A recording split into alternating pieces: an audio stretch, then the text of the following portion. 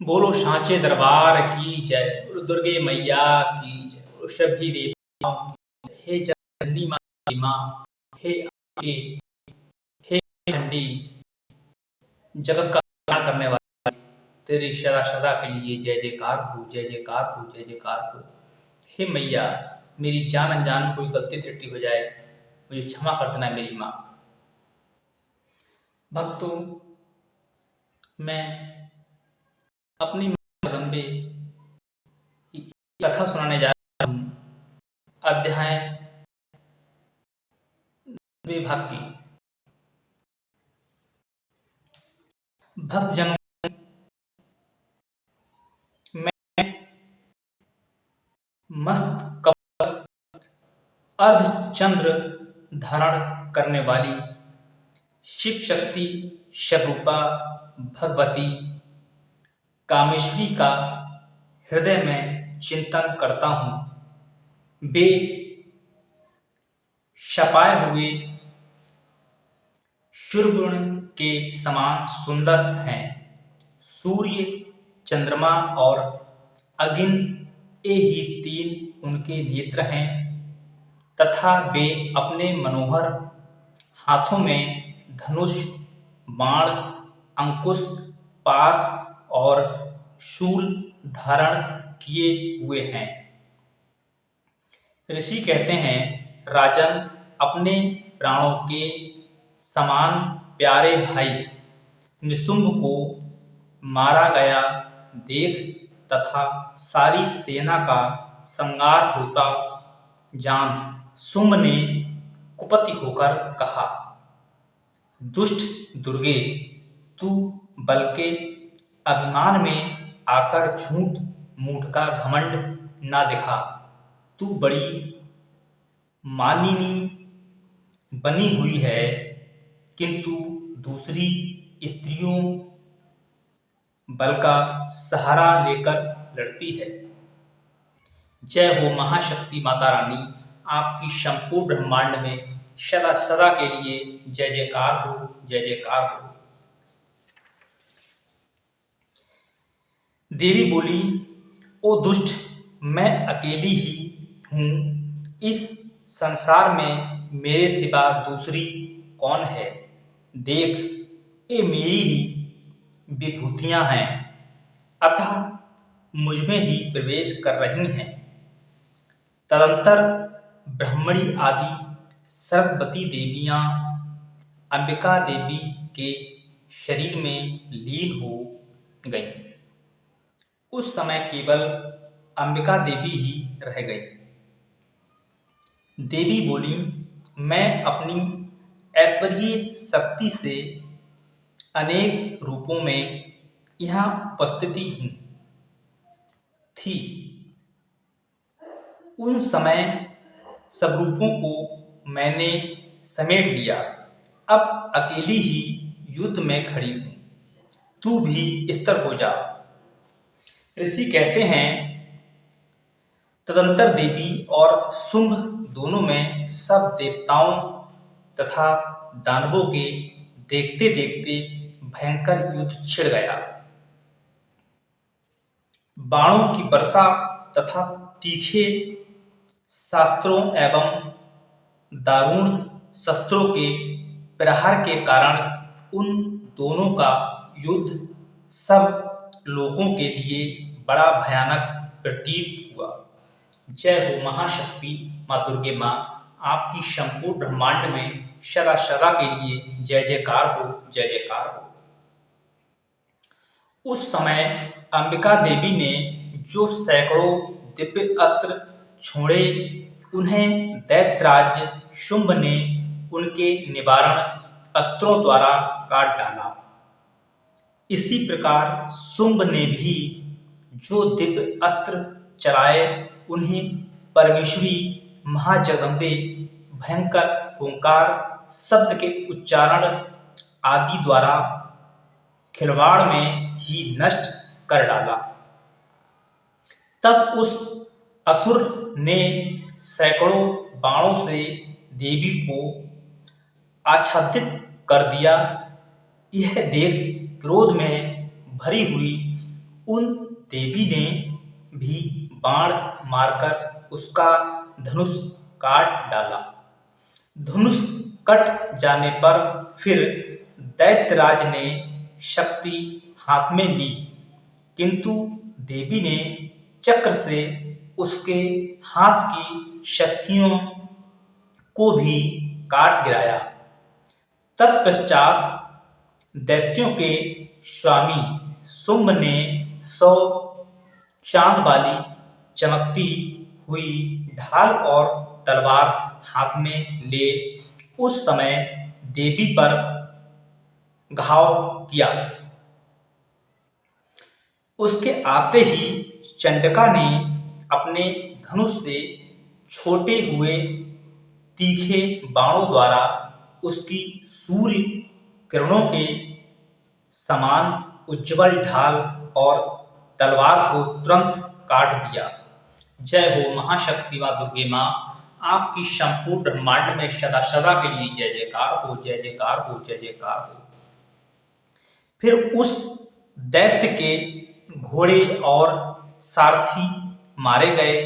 धनुष तो पहले ही कट चुका था। अब उसने अंबिका को मारने के लिए उहद को भयंकर मुग्धर हाथ में लिया।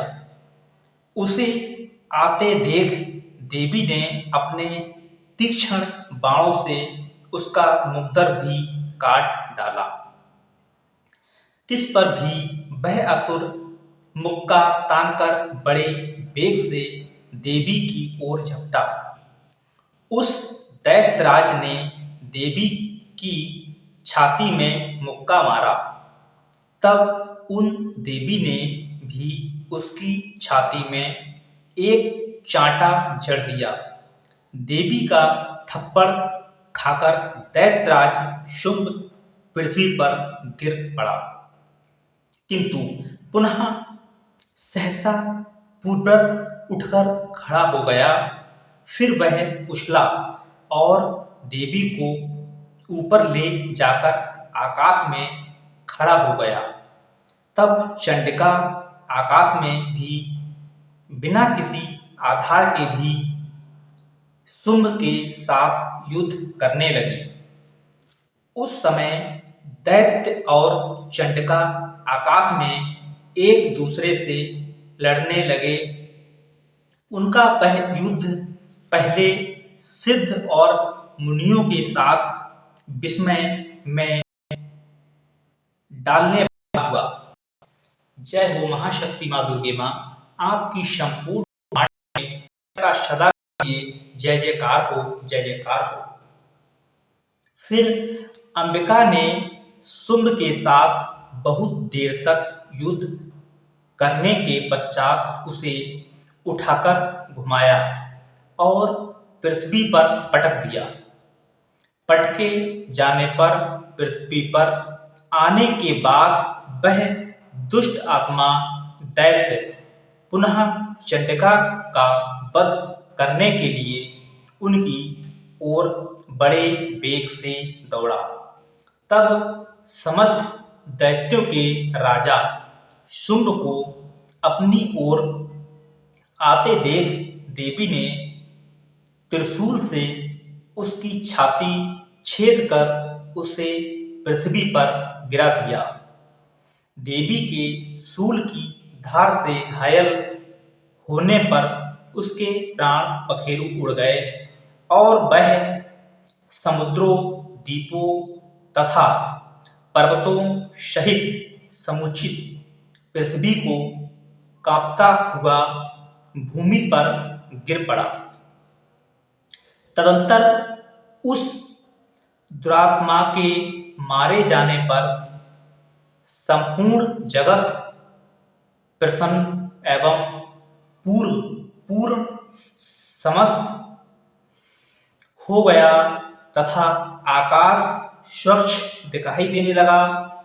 पहले जो उत्पात सूचक मेघ और उल्कापात होते थे वे सब शांत हो गए तथा उस दैत्य के मारे जाने पर नदियां भी ठीक मार्ग से बहने लगी। जय महाशक्ति माँ दुर्गे माँ, आपकी संपूर्ण ब्रह्मांड में सदा के लिए जय जयकार हो, जय जयकार हो। उस समय शुंभ की मृत्यु के बाद संपूर्ण देवताओं का हृदय हर्ष से भर गया और गर्भगण मधुर गीत गाने लगे, दूसरे गंधर्व बाजे बजाने लगे और अप्सराएं नाचने लगी, पवित्र वायु बहने लगी, सूर्य की प्रभा उत्तम हो गई, अग्निशाला की बुझी हुई आग अपने आप प्रज्वलित हो उठी तथा संपूर्ण दिशाओं के भयंकर शब्द शांत हो गए। इस प्रकार श्री मार्कंडेय पुराण में सार्वरिक मनवंतरी कथा के अंतर्गत देवी महात्म्य शुंभ वध नामक 10वां अध्ययन पूरा हुआ। भक्तजनों, इस 10वें अध्ययन में शुंभ का वध मां जगदंबे ने किया है।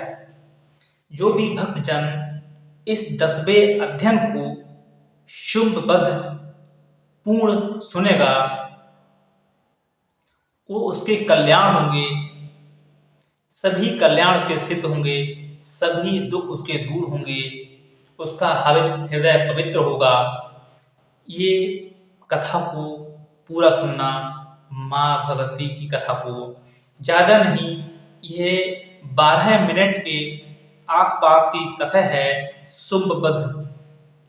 बाकी आगे हम आपको और भी वध सुनाते रहेंगे। माँ जगदम्बा की कथाएं कई भागों में हैं। यह भाग इनका 10वां भाग है, इसका 9वां भाग है, 8वां भाग है, 7वां भाग है। इस तरीके से इसके कई भाग हैं। सभी भागों को सुनेंगे आप तो आपको माँ जगदम्बे की कथा का वर्ण नया नया मिलेगा, विस्तार से आपको जानकारी मिलेगी। और माँ भगवती, माँ जगत जननी संसार की रचयिता हैं, सबकी माँ हैं, ये बहुत दयालु माँ हैं। इनको सुने, पवित्र माँ हैं, सभी की गरीबी दूर करने वाली हैं, कोमल हृदय की हैं, पापियों को मोक्ष प्राप्त कराने वाली हैं। इसी के साथ में भक्तों इस कथा को पूरा विसर्जन करना, सुनना, लोग सुनाना, आपको बहुत पुण्य मिलेगा। जय माता दी, जय हो महाजगत जननी माँ दुर्गे मैया। आपकी संपूर्ण ब्रह्मांड में सदा सदा के लिए जय जयकार हो, जय जयकार हो। और अपने मोबाइल के माध्यम से 11 लोगों के लिए शेयर कर देना, जिससे कि आप भी पुण्य के भागी बन सकें। जय माता दी, जय माता दी, जय माता दी।